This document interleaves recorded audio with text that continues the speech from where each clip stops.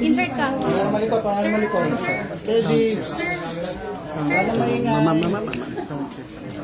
Sir, sir, padaan ko lang. Sir, padaan lang po. Para, share tayo, sir. Hindi pa padaan eh. Sa likod, pwede. Chief Transono Reporter. OS staff. Yes, wait. Please, thank you. Guys, yuko lang tayo para give chance sa mga nasa likod. Okay, yuko na tayo lahat. Yuko lang po. Who will see this? Wait lang. Sige, Mars. Ito si Nico. Let's organize tayo, boys. Okay na tayo? Okay na. Wait lang. Pakilagay nga to. Thank you po. First question po. Sir, are you ready po? Ready na? Ready. Rolling, sir? Ano po? Okay. First question, Nipa. Hindi, may magbigay ko ng statement muna. Statement po. Magandang umaga po sa inyong lahat. Naparito po kami sa Senado. Kasama po ang 18 na dating mga sundalo ng Republika ng Pilipinas sa dalawang kadahilanan. Una po ay gusto kong maklarify ang mga imbitasyon na natanggap namin. Pagkatapos po kasi ng Blue Ribbon Senate Blue Ribbon Committee hearing noong June 4, bandang alas 2:30 po ng hapon, nakatanggap po ako bandang alas 8 ng gabi ng isang imbitasyon na pinapatawag ulit kami sa Senado sa araw na ito, Lunes. Nagka-problema po ako dahil pagkatapos ng June 4 hearing ay nagsiuwian sa kanilang mga probinsya yung ibang mga sundalo at sinamahan din nila yung si Walter Manalansan para sa lamay ng kanyang kapatid na namatay noong umaga ng June 4 din, 2026. Kaya minarapat ko po na sumulat kay Senator Cayetano noong araw din na yon, noong gabing yon, no? So makikita ninyo dito ang in-email ko na sulat, June 4 din ang petsa, humihingi ng guidance kay Senate President Alan Cayetano. At bakit ko po in-address kay Senate President Alan Cayetano ang aking sulat? Despite the fact that some senators are claiming he is no longer the Senate President, I have here a video just 2 days ago na sinasabi ni Senator Erwin Tulfo na ang Senate President pa rin ay si Alan Cayetano. At pwede ko pong ipakita sa inyo yung kanyang video na sinasabi nga na si Senator Alan Cayetano pa rin ang presidente. Kaya ko po in-address sa kanya ang akin. Senator Cayetano is still the Senate President. Ay, sorry po ha. Senator Cayetano is still the Senate President. Because we don't have 13. It's against the law naman, di ba? For all the committees. Simula pa sa pro tempore, we cannot touch the Senate presidency because we don't have 13. This is what the law says. You have to have 13. Dahil po sa pahayag din ni Senator Erwin Tulfo na yan, na si Senate President Alan Cayetano pa rin ang Senate President, so I address my letter to Senator Alan Cayetano. At sumagot naman po si Senator Cayetano noong Sabado, no? At ang sabi niya rito, if I may read for your convenience the pertinent portion of the letter. Ang sabi po niya sa second paragraph, we must clarify, however, that the hearing purportedly set for 08 June 2026 was not authorized by this office, by Senator Pia Cayetano as committee person, chairperson, or by Senator Rodante Marcoleta. No? So, bakit ko po minarapat na magpunta rito para sana tanungin kay Senator Cayetano itong sulat niya. No? Dahil makikita po din nyo, hindi rin po itong rules ni Senator Robin. Ipapakita ko po sa inyo yung Section 17 ng Senate Resolution number 5 which was approved on August 9, 2010. No? At ang sinasabi dito, any invitation for a witness or any subpoena should be signed by the chairman of the committee and approved by the President of the Senate. Maliwanag po dito sa Section 17. Kaya po tinignan ko itong impitasyon, makikita ninyo rito, wala pong pirma yung nagsasabi na siya yung chairman ng Blue Ribbon Committee. Wala ring pirma yung Senate President. Walang approval. Kaya dyan po kami naguguluhan. No? At bakit ko po nire-raise ito? Dahil naman po sa for our safety and security. No? And we are expecting the good senators to follow their own rules. Itong sinasite ko po na Senate Resolution number 5 provides for the rules governing inquiries in aid of legislation. No? Ito po yung Resolution number 5. Okay? So, sana naman po ay sinunod ng sumulat sa amin yung sinasaad ng rules ng Senate. Kaya po kami nagpunta rito kay Senator Robin para mapaliwanagan din kami. No? Pangalawa po, sa totoo lamang ay we are worried but we are not scared that Mr. Erwin Tulfo, who claims to be the new chairman of the Senate Blue Ribbon Committee, is presiding over this investigation. Kasi po, inaakusahan siya, pero siya rin ang mag-iimbestiga at eventually siya rin ang magdedesisyon. He is the accused or respondent, so to speak, but he is the investigator and the judge rolled into one. Sa isang demokrasya po ay na merong functioning judicial system ay hindi nyo po makikita yung ganyang pangyayari. Na kung sino pa yung akusado, siya pa ang mag-iimbestiga at siya pa ang magdedesisyon kung sino ang nagsisinungaling at kung sino ang nagsasabi ng totoo. And of course, by human nature, we don't expect Mr. Erwin Tulfo to admit his guilt. And therefore, by human nature also, it is predictable that he will cite all of us as liars. And pursuant to his power as chairman of the committee, and that is debatable, he can cite us in contempt, he can punish us, and he can send us to jail. And for these purposes po, I will cite to you Section 18 po of the same Senate Resolution number 5. Nakalagay po dito, 18, no? Contempt. Contempt. Makikita nyo dito, ang sinasabi,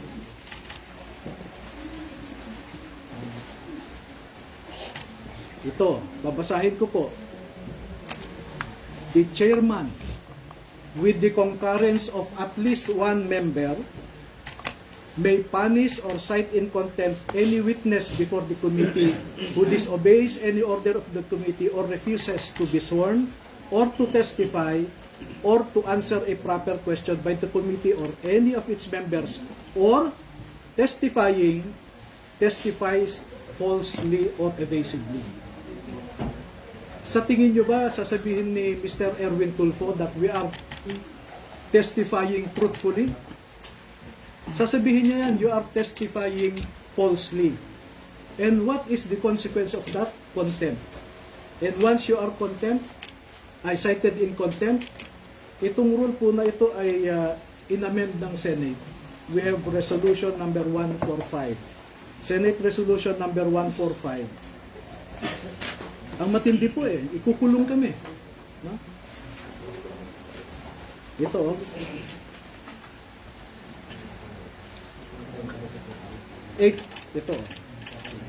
a contempt of the committee shall be deemed a contempt of the Senate.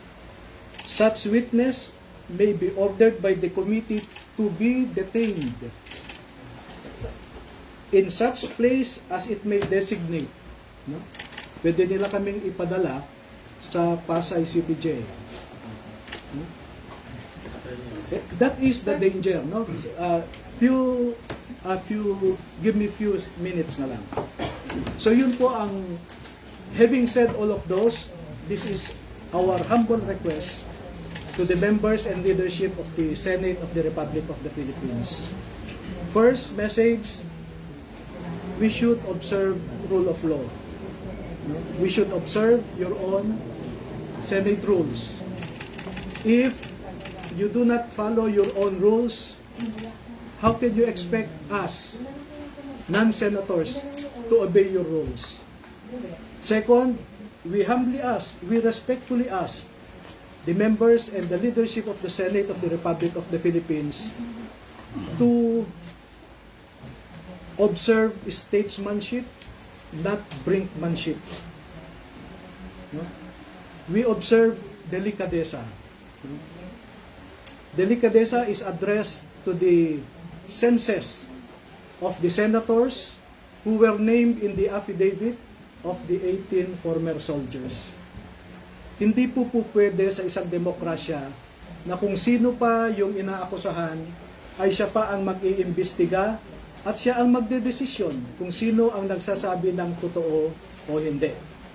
Ito na lamang po ang panghuli na mensahe ko sa ngayon naman ay kay Senator Robin Padilla na isang membro ng Blue Ribbon Committee na pinamumunuan ni Senator Pia Cayetano at ang subcommittee chairman na si Senator Rodante Marcoleta, na hinanap po namin sila ay wala sila ngayon, kaya bilang membro ng Blue Ribbon, sa kanya ko ihahatid ang aking mensahe.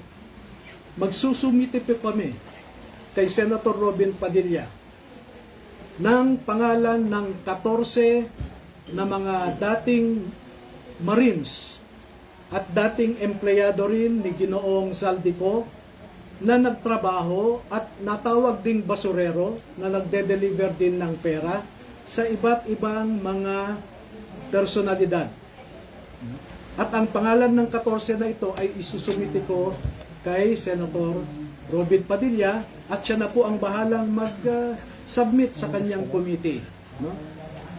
At itong 14 po na ito ay handa silang tumalima sa anumang sabpina o imbitasyon po na manggagaling sa Senado para magbigay din ng kanilang nalalaman tungkol sa pagde-deliver ng mga maleta na ito. So, nailabas na po namin ang 18, ipapaimbita namin ang 14 pa, at kung hindi pa ho kayo kontento, ay meron pa pong 7 na handang magtestigo rin. Ihuhuli ko lamang po yung 7 dahil nasa isang maselan silang kalagayan na kung sa tingin ko makumbinsi naman ang ating mga mamamayan ay sapat na po yun. So yan lamang po at maraming salamat sa inyong lahat. Sir, to clarify, after po this press, pupunta po kayo sa Yes. Sir, do you want Senator Erwin to inhibit? By rules of decency, he should. What would you request, sir, sa hearing mamaya na mag-inhibit siya? Well, we will manifest what I said to you earlier, that we should observe statesmanship. No? Pangit naman yung ikaw na yung nireklamo, ikaw pa mag-imbestiga, ikaw pa ang maging huwes. You mentioned earlier you expect them to cite the witnesses in contempt, sir? Well, if you look at the rules, no, it says there that if you falsely testify, you can be cited in contempt. Now, if the former soldiers will affirm and confirm what they stated in their affidavit, what would be the response of Mr. Erwin Tulfo and other legislators similarly situated? Sasabihin ba niya, nagsasabi kayo ng totoo? Hindi po. Ang sasabihin niya, nagsisinungaling kayo. Ngayon pa nga lang, hindi pa kami nagpakita, sinabi na niya na nagsisinungaling kayo. At kung sinabi niyang nagsisinungaling kami, ano po ang consequence niyon? Binasa ko po sa inyo ang Section 18 ng Senate Resolution number 5 as amended by Senate Resolution number 145 dated February 13, 2013. So wala kaming ibang patutunguhan kundi kulong po eh. And that is why the logic of our request, the reason, the basis for our request is for him to recuse himself, to inhibit and let those who were not named in the affidavit to preside over the investigation. Pero he can participate, sir, si Senator Erwin. Yes, we Basta wag welcome. lang chair. Yes, yes. Si And, Senator, sorry sir, Senator Robby, may sinabi ko kasi si Senator Erwin sa baba na pinatatanong po sa inyo kung sasamahan niyo po ang naging Kung ano ang nais ng aking mga bisita, yun ang mangyayari. Pero hindi ako uupo dun sa consultative meeting nila. And Doon sir, lang ako kayo sa po, tabi ninyo. dahil po, we will not Doon ako sa oblige Senator Padilla to accompany us. We can go there on our own. I want to impress upon you, dear media members, that we are acting on our own. We are not upon the dictates of anyone. And let me respond to 3 serious allegations coming from so-called high government officials. Number 1, sinabi ni NBI Director Matibag doon na peke daw ang mga ito. Hindi raw sila dating mga sundalo. Okay? Yun ang allegation niya ngayon. Pero hindi ba stop ang grupo niya? Ito, basahin ko yung natanggap kong investigasyon. Nakalagay dito. We invite Attorney Baligot and the former enlisted personnel of the Philippine military. Ito, yung grupo mismo ni Mr.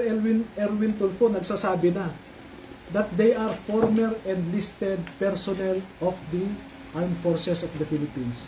At klaro pa dito, from number 1 to number 18, nakalagay dyan former Marines, pero yung number 6 sinabi, Rene Boy Julian, Reservist Philippine Army. Yan po ang sinabi namin sa affidavit nila. Sa number 13, nakalagay dito, Romel C. Galapon, Philippine Army. Yan din po ang sinabi namin sa affidavit nila. No? Number 2, kung peke kami, ano ang resulta ng 2 pagkakataon na tinawag kami ng NBI sa National Bureau of Investigation na ang purpose nila was to conduct an identity verification of the 18 former soldiers. At 2 beses nilang na-prove na totoo yung sinasabi na 16 ang dating Marines, 2 naman ang dating Army. No? Pangatlo, bakit niya namang sasabihin na nagsisinungaling ang mga ito? Siya mismo, nagsumite siya ng affidavit ng mga sundalo sa ombudsman. At yung panel of investigators ng ombudsman na pinapangunahan ni retired General and Attorney Eliseo Cruz ng ombudsman, no? Binanggit nila yung affidavit ng 2 dating sundalo doon sa fact-finding nila against former Speaker Martin Romualdez, former Congressman Saldico, at a certain Attorney Raulito Paras. Nandun po sa report ng panel of investigators ng ombudsman. 6 po yun na mga abogado ng ombudsman. So sino po ang nagsisinungaling? Noon pa ay sinasabi ko, si Matibag ay isang political operator. Hindi po yan investigador. No? At ang ginagawa niya ngayon ay pinupolitika niya, hinahatak niya ang National Bureau of Investigation sa isang political exercise. Sana hindi masira ang NBI as an institution. Pangalawa, narinig namin kanina, nagmo-monitor ako na ang sabi ni Senator Erwin Tulfo ay bogus daw ang mga ito. Kung bogus ang mga ito, bakit pa siya nagpadala at sinabi na former enlisted personnel ng Armed Forces of the Philippines ang mga ito? No?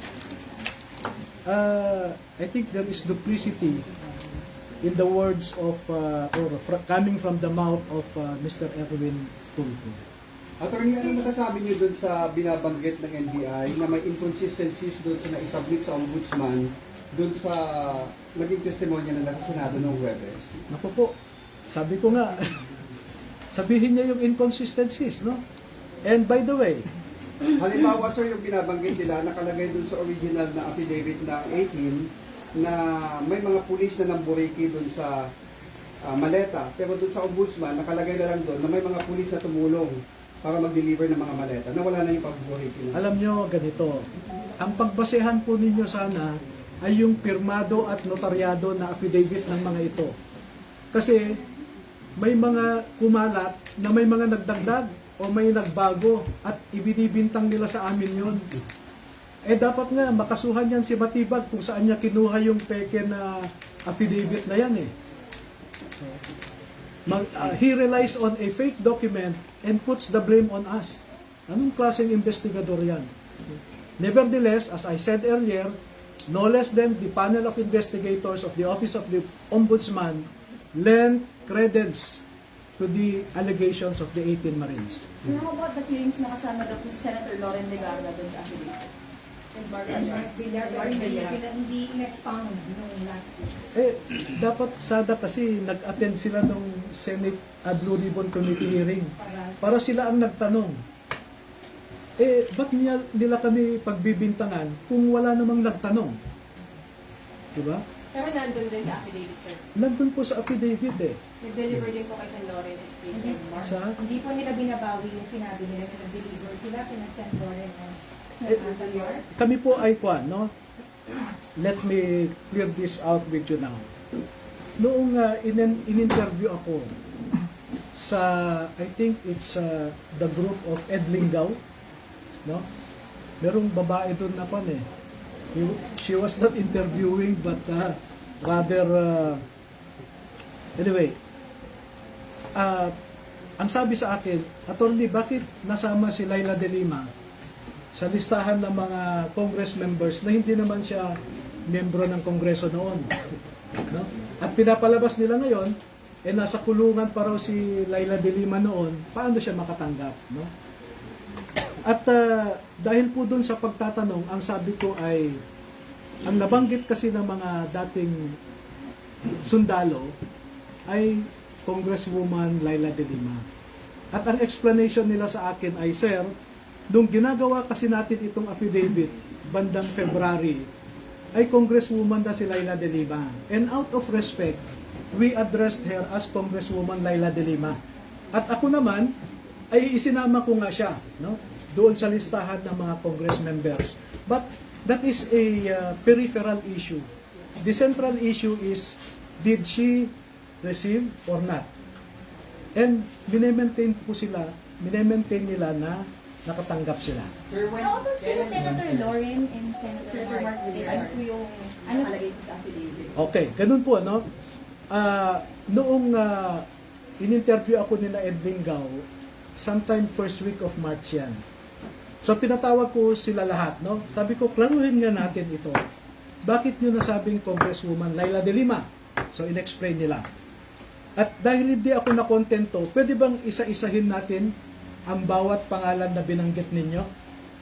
So ilang araw po kaming nag-review, no? O, sabi nyo, ikaw, Tube, sabi nyo ganito. I-confirm nyo sa akin. So mahabang proseso, no? Meron pong, at ito, with all sincerity, we are man enough to admit a mistake and brave enough to correct it. Okay? Doon po kay Senator Villar, sabi nyo, no? Wala pong pinabago doon. As is po yan, no? Kay Senator Chis Escudero, kasi siya yung minority yata noon, no? Si Mark, si Senator Loren ang magkakasama sa majority. Magkakasama sila Tulfo noon, no? Tinanong ko kay Chis Escudero. So, ang nangyari po ay, Sir, meron pa kaming hindi na ibigay sa iyo na picture eh. So, nagbigay sila ng mga pictures, no? Na doon mismo sa bahay ni Senator Chis, no? So, remember, this happened in March, yung pag-review namin. March, ano pong year? 2026. Oh, March. No? Majority pa yata si Senator Loren noon. Ano po, no? Pati si Mark Villar, etc. Ngayon, pagdating kay Senator, yun nga, Mark Villar, sabi ko, iklaro nyo yan. So, nag-recollect yung mga nagsasabi. At sir, ganito. So, confirm po, no? At pagdating naman kay, maraming proseso yan, pagdating kay Senator Loren, nag-usap sila, same process. So, merong si Orbilio at saka si Orbilio at saka si Galapon, no? Sabi nila, Sir,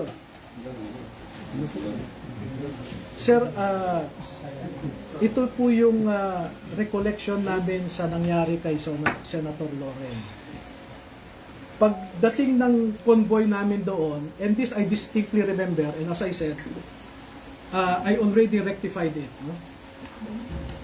Pagdating namin doon, unang sasakyan, yung sasakyan ni Saldico, sabi nila, back up kami. Paghinto namin sa gate nung number 40 Cambridge Street, maalala pa namin yung gate ay gawa ng kahoy, sabi nila eh. No? Gawa ng kahoy. Pag hinto ng sasakyan ni Saldico sa tapat ng gate, pagbaba niya sa sasakyan ay nagbukas yung gate. Pumasok kaagad si Saldico doon. Tapos nagsara din. So sabi, Sir, maalala namin, walang ibang nakapasok sa amin. Maski si Mark Tiksay, hindi siya nakapasok kasi naisara ulit ang gate. Pero maalala namin, Sir, na si Mark Tiksay, inutusan kami na magbaba ng 2 maleta. No? Pagbaba ng 2 maleta galing sa backup ay ibinigay nila kay Mark Tiksay. And then maya-maya lamang, Sir, ay napansin namin lumabas na si Boss Saldi, sumakay na sa sasakyan at umalis na kami. So ang maalala namin, Sir, with due respect, pasensya na, sabi, wala kaming nakitang maleta na nakapasok doon sa gate. Kasi nung ibinaba namin ay biglang lumabas din si Saldico. So sabi ko, sigurado kayo? Yes. Gumawa kayo ng statement na ganyan. No? So ang ginawa ko po noong March ay pinapirma ko po sila. At dahil hindi ko naman kilala o wala naman akong access kay Senator Loren, pinakiusapan ko si Mike Defensor. No? Sec Mike, ako, may access ka ba kay Senator Loren? Bakit? Sabi niya, ganito yung sinasabi ng 2 sundalo. Ibinigay ko po sa kanya yung sinabi ng 2 sundalo. Sabi ko, inaamin nila pagkakamali nila. Kung gusto ni Senator Loren na kasuhan yung 2, ibinibigay ko ang ebidensya. Pwede niyang kasuhan ng perjury yung 2 kung gusto niya.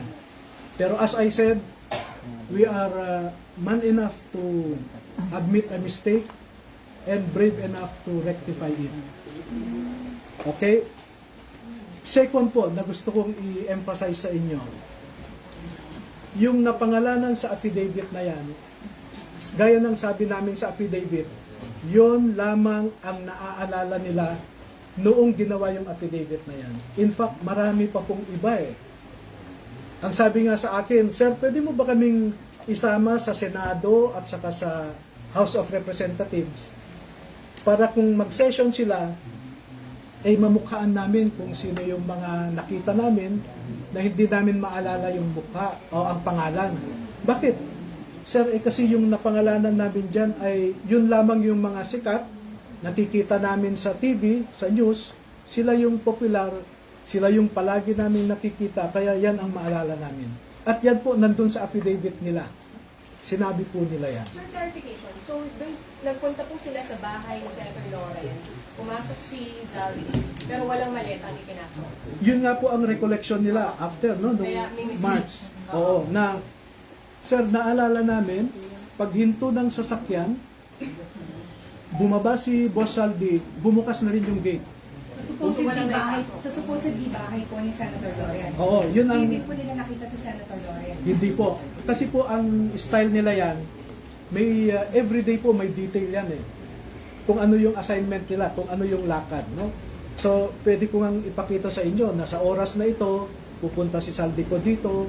So, may schedule sila. Bakit po ngayon lang nagkakaroon ng correction? Bakit ngayon lang po?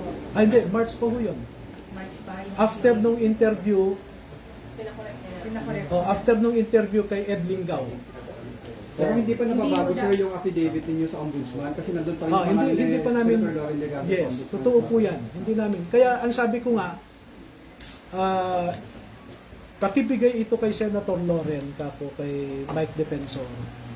Para kung sa tingin niya, agrabyado siya, ito yung pag-amin ng dalawa, kako. At pwede niyang gamitin ito to... Would you submit sa ombudsman, sir, ng pag-rectify dun sa pangalan niya? Hindi ko pa po sinasubmit. Pinabayaan ko lang muna. And I will let Senator Loren take whatever legal action she deems proper to vindicate herself also. Nakausap niyo na po si Senator Loren about this? Hindi Bago po. pa po yung nangyaring Thursday na pagharap po nila sa plenary? Ay, hindi po. Never, wala akong access, wala akong contact. Ang maalala ko lang, after the Senate Blue Ribbon Committee last June 4, ay lumapit po siya sa mga sundalo, no? At nakipagkamayata siya. Sir, yung kay Sen. Mark Villar, siya mismo nakatanggap ng maleta. Doon walang correction. Wala po eh. Kung ano yung nandun, kasi pinareview ko bawat isa po doon, bawat paragraph, bawat pangalan na binanggit, pinaulit ko po sa kanila. Ulitin nyo yan, sabi ko. So far, ang correction nila, number 1, kay Laila De Lima, sir, sabi niya, nasabi namin congresswoman kasi out of respect. Pero nakatanggap siya. At kailan yun? syempre, nung nakalabas na siya sa kulungan, no? Kasi pag may meeting sa Unit 8 Townhouse sa Forest Park, at ang pinag-uusapan ay tungkol sa ICC, dumarating po si Congresswoman Laila De Lima. At hindi lang naman po isang beses yan eh. And as I said, pag lumabas po, pag inimbitahan ng Blue Ribbon yung 14 na bagong mga testigo, kung mamarapatin ng Senado na imbitahan sila, ay magkukwento pa po sila kung ano yung nalalaman nila. Kasi marami pong marami pong detalye na hindi ko sinama sa affidavit nila. Bakit? Kasi ang sa akin noon, I just wanted to reveal enough information to warrant an investigation. No? At pag nagkaroon ng investigation, sabi ko, doon nyo ilalabas lahat ng gusto nyong sabihin. At true enough, nakatanggap ako ng invitasyon sa Office of the Ombudsman. No? Mag-uumpisa kami sa June 11.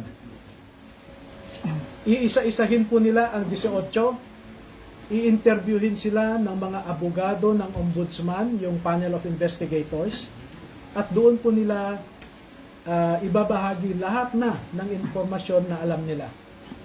Nung Senate hearing na sa yung Blue Ribbon po na nakaraan, may mga lumabas po doon na gusto sana namin, hindi mo na lumabas pero hindi nila naiwasan na maikwento, no, yung iba.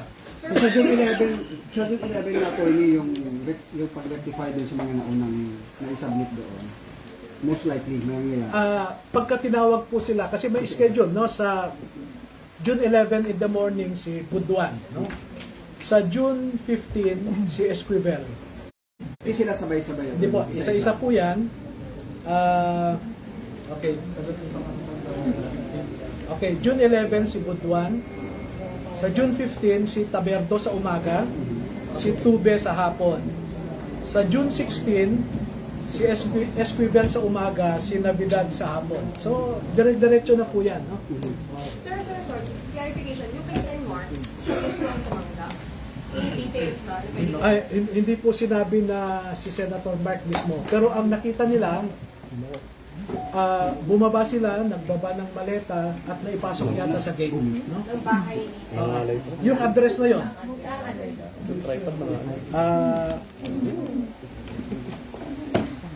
Do you have time to wait for my answer? Ano lang, sige lang, sir. Actually, nakita ba nila na tumagat ng maleta si Senator Mark? Hindi, sabi nga nila, hindi nila nakita si Senator Mark pero naipasok nila yung pera sa compound, no? Sa loob. Saan address? Sa bahay niya. Ito po yung... Si Senadora Loren, attorney, nakita rin ba na tumagat siya ng maleta? hindi nila nakita. Hindi nila nakita. Pero bahay. Pero walang pumasok na maleta sa bahay. Yun po ang naging clarification. No? Kasi parang sandali lang daw pumasok si Juan si Saldi. Pagpasok niya, naisara daw yung gate, so pati si Mark Tiksay naiwan sa labas. So hindi nila alam kung pag-alis nila ay naipasok naman eventually yung maleta. Hindi po kasi paglabas daw ni Juan, pagbukas ng gate, lumabas si Saldico, sumakay ka agad sa sasakyan. Nandun pa yung maleta. Hindi, ang sabi nila, sir, malamang malamang isinakay ni Mark Tiksay sa sasakyan ni Boss Saldi. Then pumunta na sila sa next destination. Naibigay ba kay Senadora Loren? May knowledge ba sila kung may naibigay o wala? Yun po ang salaysay nila eh. Ganito na lang, no? As I said, I actually armed Senator Loren Legarda to go after the two if she deems it proper. Sir, yung kay Mark lang, sir. Sandali ha, Mark. Villar, sandali ha. Pero kung tinitingnan niyo, tanongin natin si Senator Robin, sir, nakarating Ito naman po. sa inyo yung Ito na, no?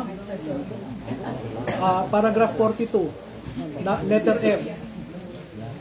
Kami, Orbilio, Bobares at iba pa, kasama si John Paul Estrada at Saldico, ay nag-deliver ng 7 medium-sized maleta kay dating Senator at DPWH Secretary Mark Villar noong 2022 sa kanyang bahay sa Portofino South, Bielia Street, Daang Hari, Las Piñas. Nakita nila, sir, na tinanggap mismo ni Senator Mark? Wala po silang sinabi na ganon. Basta pinadala nila sa address na yon. At pagdating po ng masusing pagtatanong ng panel of investigators ng ombudsman, no, ay dyan po nila maging official na sabihin kung nakita nila o hindi. Pero naipasok, sir, yung maleta dun sa compound. I think so. Pero kay Senadora Loren, hindi. Wala sila nakita. Hindi nila nakita na nakapasok sa gate eh. Kasi yun yung what they clearly recalled was that pagbaba ni Saldico, nagbukas ang gate, pumasok siya, sinara din yung gate daw. So pati si Mark Tiksay na usually sumasama sa kanya, naiwan sa labas. Sa reaction po, mamaya magsasampa daw ng libel charges si Senator Edwin Tulfo sa Pasay City Court. Wala pong problema. We expect all of this. Pero attorney ngayon, kung anumang Blue Ribbon Committee ang gagawa ng hearing, pupunta po lahat. Opo. For the record po. Yes. Thank you. Maraming salamat. Salamat, naman hindi mo ako.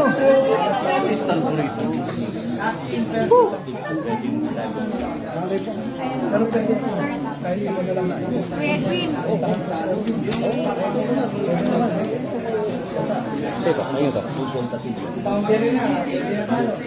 Hindi ka pwedeng makontrol.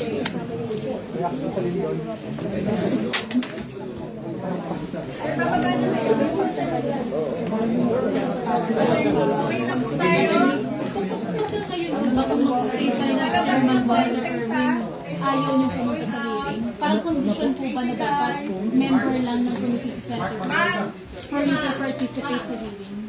O okay lang kay Chairman? Okay lang, kung mag-chair siya, discretion niya yun. No? Pero as I said, being public officers, no? He should observe decency, fairness, and he should be a statesman. That's what our country needs, statesmanship. Pero pupunta po kayo, sir, today sa hanggang Dadaan ako. Unfortunately, ito, liwanagin ko, narinig ko yung sinabi ni Senator Kiko Pangilinan kanina, that proceeding now is not actually a proceeding of the Senate Blue Ribbon Committee, but a consultative meeting of the members of the Senate. No? So, pwede kaming pumunta, Pwede rin hindi. pero hindi naman siguro masama na magkortesiya kami. Nasabihin sa kanila, nandito kami. Pero sir, kung kunwari, isa lang po lahat at magtanong, okay lang din po.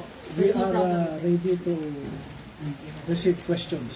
Kahit din po sa mga susunod na Opo. schedule. Alright, thank you. Okay. Salamat po ha. Thank you. Kuya, Edwin! Thank you na po. Thank you po. Kasamahan ko sila. Ba't nandito sila sa Senate? Guys, okay na tayo. Pagdating sa session, Hindi ako upo. sir, bakit po? Hindi naman ako kasama doon sa kanilang member. Hindi naman ako member. Wala pa kang member. Hanggang ngayon, wala pa namang member. Alright. Ano guys? Okay, tara na po. Kahangan. Okay na. Marami na. Lunch time na. Okay na tayo, sir. Oh, break time na, break time. Kuya, alam na po. Thank you po. Lunch time na. Alin. Maraming salamat. Ay, yes, sir. Ako.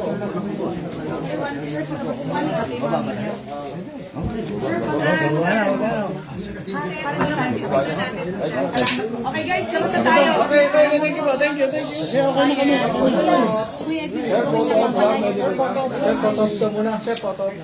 Nasaan yung bambara? Ano, sige na, please.